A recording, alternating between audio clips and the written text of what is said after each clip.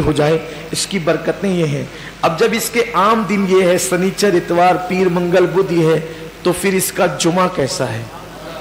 پھر اس کا جمعہ کیسا ہے؟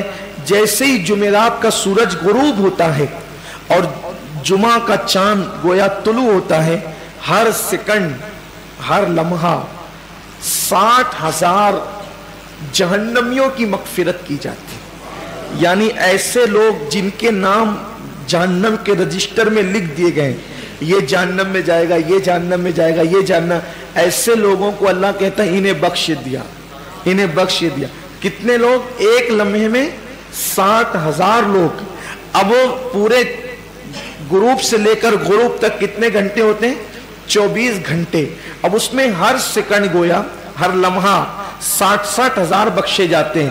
لیکن جب جمعہ کا آخری سیکنڈ، آخری لمحہ آتا ہے، سورج غروب کا وہ آخری وقت آتا ہے، تو اللہ نے 24 گھنٹے، صرف سمجھانے کے لیے کہہ رہا ہوں، اللہ نے 23 گھنٹے 59 سیکنڈ میں، اللہ نے، حالانکہ یہ سیکنڈوں کا حساب حدیث میں نہیں ہے لیکن اپنے دور کے حساب سے سمجھا رہا ہوں، اس میں لمحات کا ذکر ہے، ساعتوں کا ذکر ہے، صرف سمجھانے کے لیے کہ اللہ نے 23 گھنٹے 59 سیکنڈ میں، ہر سیکنڈ میں 60,000 بخشا، تو 23 گھنٹے 59 سیکنڈ میں کتنے بخشا؟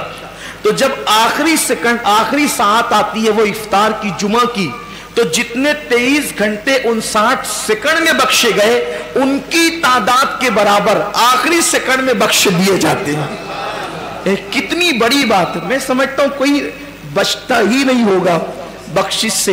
یہ وہ ماہ رمضان ہے، یہ وہ برکت والا مہینہ ہے، لیکن کتنے کم نصیب ہے وہ لوگ جو لوگ گرمی کا بہانہ کر کے، جو لوگ بیماری کا بہانہ کر کے، جو لوگ کاروبار کا بہانہ کر کے کہتے ہیں کہ میں روزہ نہیں رکھ سکتا، دھوپ کتنی ہے مولانا، کتنی دھوپ ہے، میں روزہ نہیں رکھ سکتا، گرمی کی شدت کتنی ہے، میں روزہ نہیں رکھ سکتا، میں بیمار ہوں۔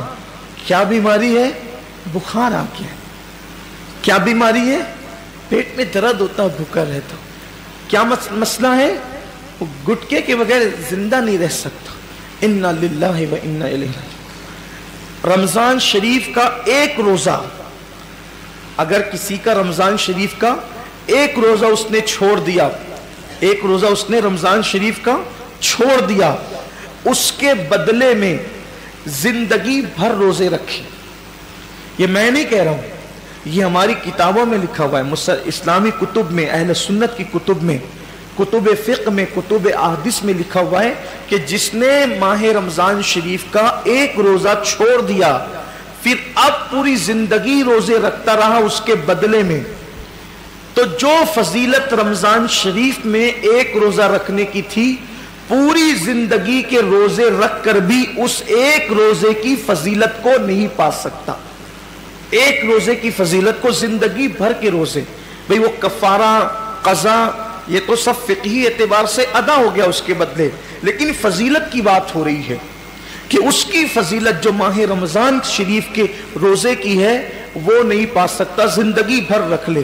اور پھر ان کے جبڑے جو آگ کی کینچی سے کاٹے جائیں گے جنہوں نے روزے نہیں رکھے ہوں گے، بڑا دردناک عذاب ہے جنہوں نے روزے نہیں رکھے ہوں گے۔ یہ گرمی کا بہانہ کچھ نہیں، یہ سب لنگڑے لولے بہانے، بیماری کا بہانہ کچھ نہیں، کوئی بیماری نہیں۔ ڈاکٹر صحیح کہہ رہا ہے یا اللہ کے رسول کا فرمان صحیح ہے؟ سرکار ابد قرار صلی اللہ علیہ وسلم فرماتے ہیں روزہ رکھو صحت مند ہو جاؤ گی۔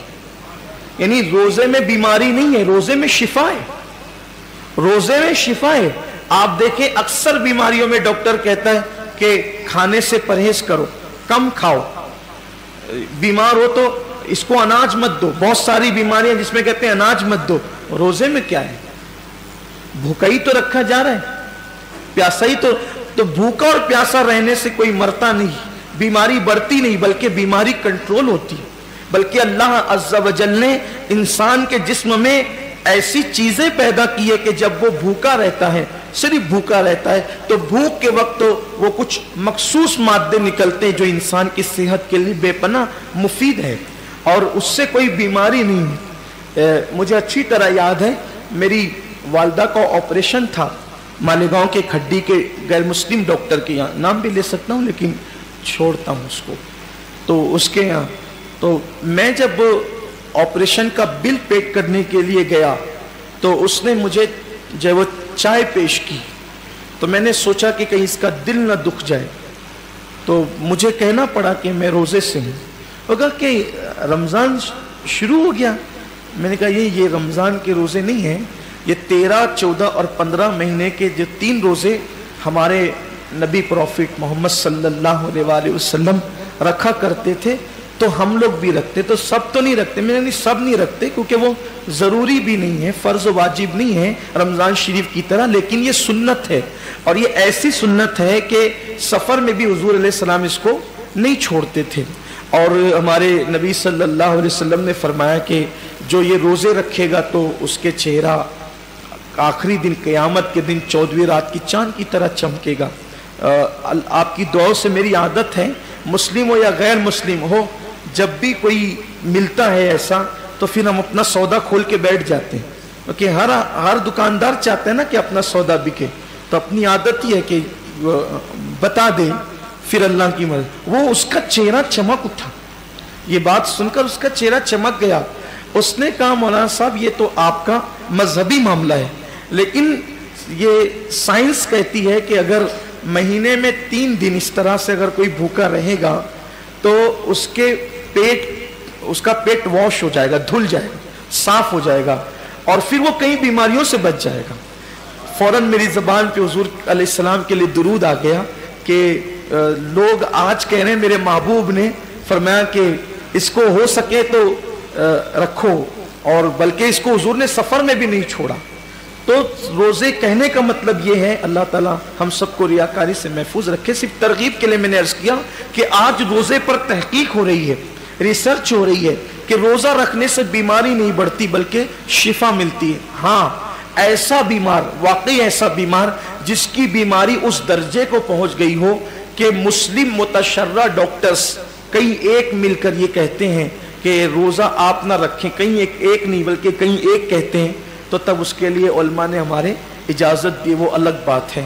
لیکن یہ چھوٹی موٹی بیماریاں کہ سر درد ہو رہا ہے، پیٹ درد ہو رہا ہے، بخار آ گیا ہے، ایکسیڈنٹ ہو گیا، پیر میں چوٹ آ گئی ہے، ہاتھ ٹوٹ گیا ہے، ان بیماریوں کے اندر روزہ کیسے چھوڑیں؟ روزہ کیونکہ روزہ اتنی آسانی سے، جو روزے کی برکت جانتا ہے نا، جو روزے کی فضیلت جانتا ہے، اللہ کے حبیب صلی اللہ علیہ وآلہ وسلم نے فرمایا کہ اللہ کا فرمان ہے کہ روزہ میرے لیے ہے، روزہ میرے لیے ہے، اور اللہ فرماتا ہے میں ہی اس کی جزا ہوں۔ روزہ میرے، یعنی ہر عمل کی جزا جنت ہو سکتی ہے، ہر عمل کی جزا جنت ہو سکتی ہے، روزے کی جزا ذات باری تعالیٰ ہے۔ یعنی کہ اللہ اکبر صرف سمجھانے کے لیے کہ کوئی بادشاہ کہہ دے کہ یہ کام کرو گے تو وہ شہر دے دوں گا، یہ کام کرو گے تو اتنی دولت دے دوں گا، یہ کام کرو گے تو خلعت دے دوں گا، یہ کام کرو گے تو اقتدار دے دوں گا، یہ کام کرو گے تو کوئی لقب دے دوں گا، یہ کام کرو گے تو کوئی خطاب دے دوں گا، لیکن ایک کام اتنا پسند ہے کہ اگر یہ کام تم کر کے آئے تو میں خود تمہارا ہو جاؤں گا۔ بادشاہ کہے کہ میں خود تمہارا ہو جاؤں گا۔ اللہ اکبر، سوچے نا ذرا پھر اس کام کی شان کیا ہے۔ اللہ کہتا ہے کہ روزہ میرے لیے ہے اور میں ہی اس کی جزا ہوں، میں ہی اس کی، مطلب کیا ہے؟ اب مطلب تو اللہ اس کا رسول اس کی مراد جانے، لیکن صوفیہ کہتے ہیں، روزے دار سے کہہ رہا ہے روزہ رکھ میں تیرا ہو جاؤں گا، روزہ رکھ میں تیرا ہو جاؤں گا۔ اور ایک روایت میں یوں بھی آیا ہے کہ جو روزہ رکھے گا، اس کا مطلب یہ ہے کہ میں ہی اس کی جزا ہوں، مطلب روزے دار کو اللہ اپنا دیدار کرائے گا، روزے داروں کو اللہ کا دیدار نصیب ہوگا۔ یہ تو باتیں تھی تمہید کے طور پر، لیکن یہ ساری